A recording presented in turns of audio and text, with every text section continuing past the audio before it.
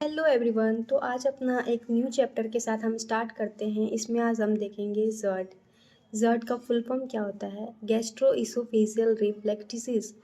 तो इसमें सबसे पहले हम इंट्रोडक्शन से शुरू करते हैं। इसमें होता क्या है, जर्ड को हम बेसिक से सेंटेंस में हम समझने की कोशिश करेंगे। तो जर्ड क्या होता है? जो इसोफेगस में बैकफ्लो होता है फूड का, मैं पढ़ के बताती हूँ। Backflow of the gastric content in the esophagus। इसके कॉजेस क्या होते हैं? इनकम्प्लीट स्पिंचर, जिसमें जो अपना स्पिंचर मसल होता है वो प्रॉपरली क्लोज ना होने की वजह से फूड का बैक फ्लो होने लगता है इसोफेगस में। सेकंड कॉज होता है गैस्ट्रिक इरिटेंट। कुछ भी हम ऐसा खा लेते हैं जिसके वजह से इरिटेट होता है गैस्ट्रिक में, पेट में बेसिकली। तो ये भी एक रीज़न होता है जर्ड का। थर्ड होता है क्या? Pyloric sphincter. जो हमारे इसोफेगस के अपर पार्ट में पाइलोरिक स्पिंचर होता है वो नैरो हो जाता है, मतलब सिकुड़ जाता है, जिसकी वजह से फूड का जो प्रॉपर उसको स्टमक में जाना चाहिए था वो नहीं जा पाता है। और एक और मेन रीज़न होता है हाइटल हर्निया। हाइटल हर्निया के बारे में हम डिटेल में आगे की क्लास में पढ़ेंगे, अभी बस इसको शॉर्ट फॉर्म में जानते हैं हाइटल हर्निया। और जर्ड के कुछ साइन एंड सिम्टम्स होते हैं। फर्स्ट देखेंगे इसमें क्या क्या साइन और सिम्टम्स देखने को मिलता है। सबसे पहले पाइलोरस सॉरी पायरोसिस। पायरोसिस में हार्ट बर्न होता है। हार्ट बर्न होता है, इसमें क्या होता है? Burning sensation in oesophagus. अपना ईसोफेगस ऐसे करके इधर जाता है और जो बर्निंग होता है वो इधर पे होता है।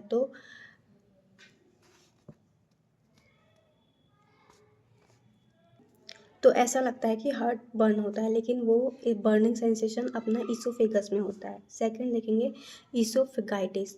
ईसोफेगाइटिस means inflammation of the oesophagus. Third है डिस्फेजिया। डिस्फेजिया होता है डिस्पेप्सिया, एनोरेक्सिया। उसके बाद पेनफुल स्वेलोइंग, गुटकने में अपने को दिक्कत आती है।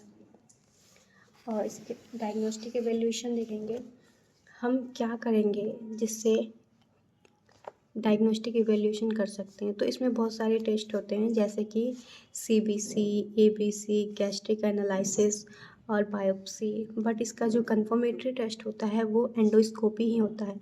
एंडोस्कोप के थ्रू हम अंदर डालते हैं और फिर अंदर क्या प्रॉब्लम है उसको देखते हैं। उसके बाद हम देखेंगे मैनेजमेंट के बारे में। मैनेजमेंट में सबसे पहले मेडिकल मैनेजमेंट। मेडिकल मैनेजमेंट में क्या देंगे? हिस्टामाइन H2 ब्लॉकर देते हैं, जिसमें ये क्या करता है? HCl के प्रोडक्शन को डिक्रीज़ करता है।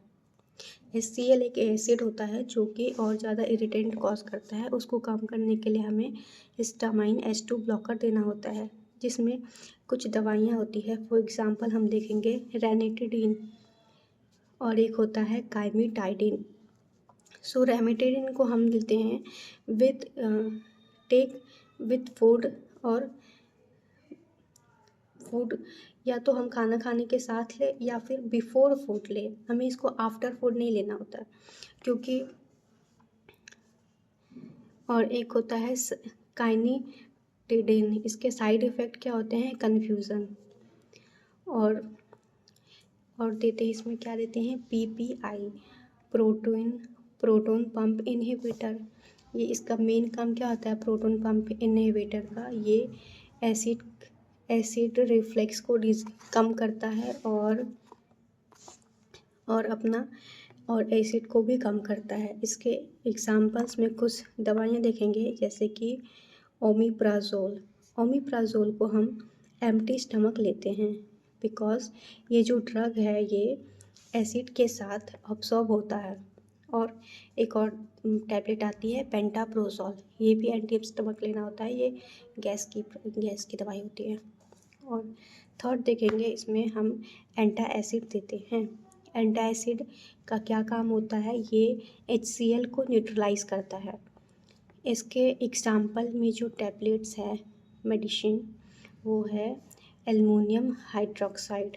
और मैग्नीशियम हाइड्रोक्साइड, एल्युमिनियम हाइड्रोक्साइड क्या करता है, इसके साइड इफ़ेक्ट होते हैं कॉन्स्टिपेशन, और मैग्नीशियम का होता है डायरिया। तो इसमें कुछ चीज़ें देखनी होती है। एक पेशेंट हैविंग डायरिया, तो हम उसको क्या देंगे, एल्युमिनियम हाइड्रोक्साइड देंगे। अगर हम उसको मैग्नीशियम हाइड्रोक्साइड देते हैं तो वो और ज़्यादा कॉम्प्लिकेशन होगा, डायरिया उसका और इंक्रीज़ हो सकता है। अभी 4 नंबर पे हम उसको और उसके दवाई एंटी एमेटिक देते हैं। एंटी एमेटिक आप लोगों को पता होगा, ये वॉमिटिंग से प्रिवेंट करता है। फॉर एग्जांपल इसमें देते हैं ऑन्डेस्टेरॉन, ये एमसेट के नाम से भी आती है। अब मेडिकल मैनेजमेंट हो गया, अब हम देखेंगे सर्जिकल मैनेजमेंट के बारे में। तो इसमें होता है निसेन प्रोसीजर करते हैं। निसेन प्रोसीजर में क्या करते हैं, repair cardiac sphincter by the help of fundus part of stomach. जो फंडस वाला पार्ट होता है, मतलब जहाँ से ये बैक फ्लो होता है फूड का, उस वाले एरिया को या तो उसको डायलेट करके उसके अंदर लगाते हैं आर्टिफिशियल, नहीं तो फिर उसमें क्या करते हैं, उस वाले पार्ट को कट करके उसको स्टमक से कनेक्ट कर देते हैं। अब हम देखेंगे नर्सिंग मैनेजमेंट के बारे में। इसमें क्या होता है, हमें सबसे ज़्यादा डाइट का ध्यान देना होता है।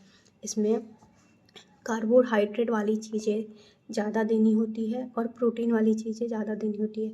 इसमें ध्यान देना होता है फैट वाली चीज़ें कम देना है, क्योंकि अपने को जर्ड है पेशेंट को, तो जो फैट होता है वो लेट अब्सॉर्ब होता है, प्रोटीन और कार्बोहाइड्रेट ये जल्दी अब्सॉर्ब होता है। तो ऐसे फूड को देना है जो कि स्टमक में कम टाइम के लिए रहे।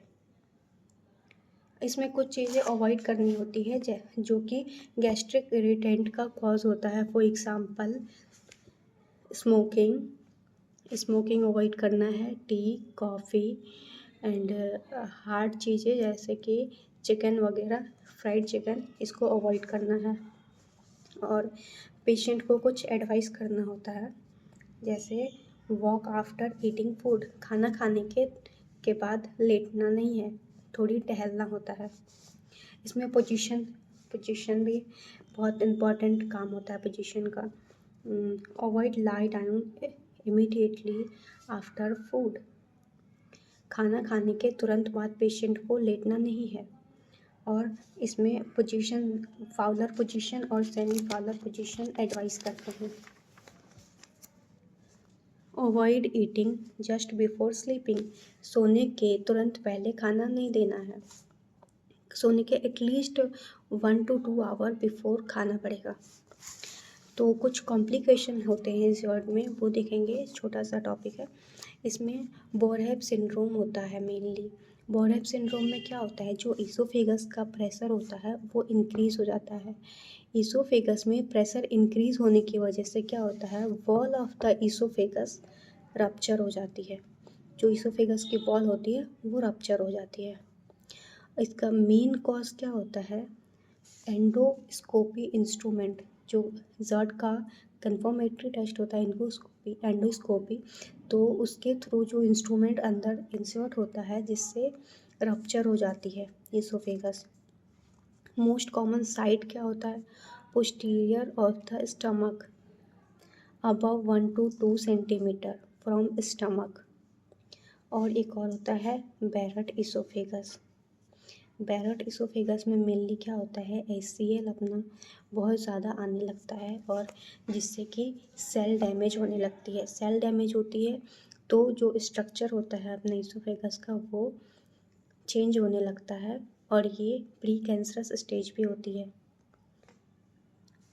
ये यहीं पे ख़त्म होता है। नेक्स्ट की हम कुछ और कल टॉपिक डिस्कस करेंगे। अभी के लिए बाय बाय।